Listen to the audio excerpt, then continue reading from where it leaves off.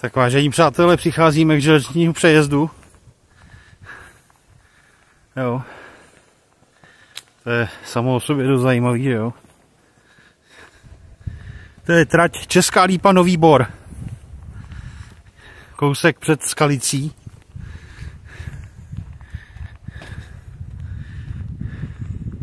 Třeba si uvědomit, že železniční přejezdy mají svoje čísla. To je 3244. Jo.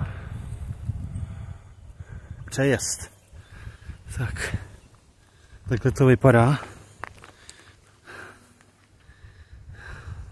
Tamhle jsou nové desky, tady se bude asi dělat rekonstrukce, to je na Nový Bor. Jo. A vlastně tady je starý přejezd, že jo.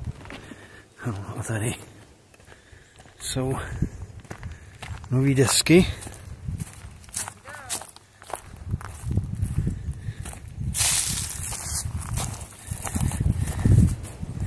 To jsou asi taký pražce nový, vypadá jako použitý.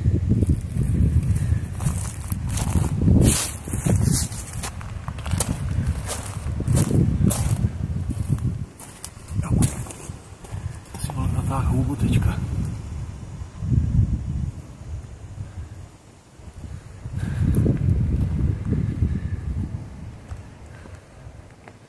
Tady je obslužná bouda.